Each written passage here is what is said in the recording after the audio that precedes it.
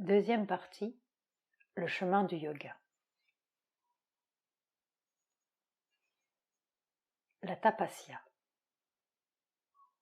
Une discipline imposée par la volonté à une fin spirituelle est une tapasya. Tapasya, une discipline en vue de réaliser le divin. Tapasya mentale, le procédé qui conduit au but. Tapasya vitale, le vital se soumet à une discipline rigoureuse pour se transformer. Tapasya intégrale, l'être tout entier ne vit que pour connaître et servir le divin. Tapasya parfaite, celle qui atteindra son but. Nul ne peut réussir sa vie sans se discipliner.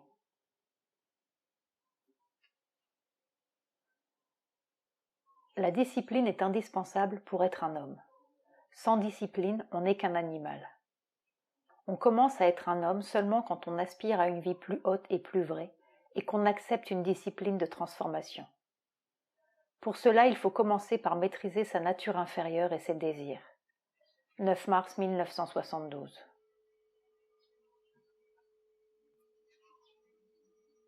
On peut dire que toute discipline quelle qu'elle soit, à condition qu'on la suive avec rigueur, sincérité, délibérément, est une aide considérable car elle permet à la vie terrestre d'atteindre son but plus rapidement et la prépare à recevoir la vie nouvelle.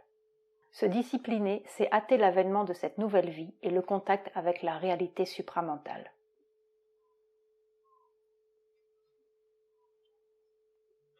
Les pratiques ascétiques.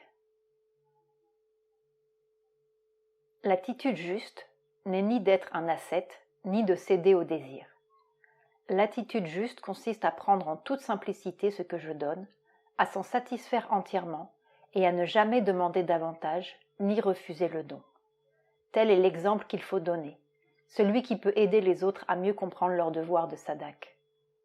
Reste mon enfant, simple, tranquille et content, et tout ira bien. 5 octobre 1934. Sannyasine, ascète, celui qui a renoncé au monde.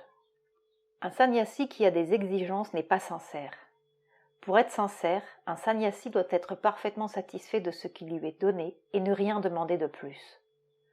Dans tout ce qui lui arrive, il doit voir la grâce du divin et en être heureux et reconnaissant à la fois.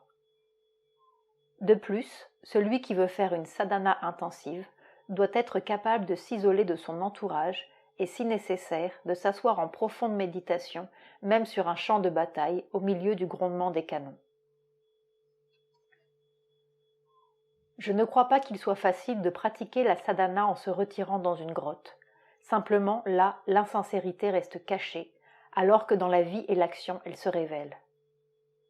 On peut avoir l'air d'un yogi dans une grotte, mais dans la vie, l'imposture est plus difficile, car on doit se conduire comme un yogi. 6 septembre 1935. Quand je considère le sérieux de ce genre de sadhana rigoureuse, l'idée de mes faiblesses physiques et mentales commence à m'effrayer, et je trouve en moi bien peu de courage. Nous voudrions savoir une chose. Mangez-vous assez et dormez-vous régulièrement et suffisamment? Ces 2 points sont d'une grande importance, car une sadhana comme la nôtre exige, pour qu'on la supporte, que le mental, le corps et le système nerveux ne soient pas affaiblis par une nourriture trop peu abondante et par le manque de sommeil. 16 décembre 1940. Ce n'est pas en jeûnant, mais en renforçant la volonté que l'on obtient la vérité. 18 janvier 1953. Vous avez dit que X faisait entre guillemets des bêtises avec les enfants, parce que dans votre mental, l'idée de la sadhana est associée à la tranquillité, à l'immobilité et à la méditation. Mais plus vous resterez ici, plus vous devrez comprendre que ce n'est pas seulement en méditation que l'on peut atteindre la conscience divine. Vous apprendrez que l'on peut rester en contact avec le divin, même en jouant, en faisant de la gymnastique, en marchant, en faisant n'importe quoi. À tout moment, vous devez vous rappeler le divin et essayer de rester dans la conscience divine. 31 août 1953. Ici, le bon sens est indispensable et le yoga intégral est basé sur l'équilibre, le calme et la paix, et non pas sur un besoin malsain de souffrir. 12 mai 1969. Tant que c'est une austérité, il y a des réactions. Quand cela devient un besoin impérieux, c'est bien. À propos de la solitude. Si c'est un vrai besoin, les moyens de le faire viendront spontanément. 30 mars 1970. Serait-il bon que je me retire quelque temps dans la solitude ? Ce sont les vieilles méthodes de yoga qui demandent le silence et la solitude. Le yoga de demain est de trouver le divin dans le travail et dans la relation avec le monde. Regarde en toi, réfléchis, et tu me diras quel est ton choix. 24 janvier 1971. Selon mon expérience, les gens tombent dans le tamas quand ils vont dans la solitude. Tamas, le principe d'inertie de la conscience et de la force. Octobre 1971.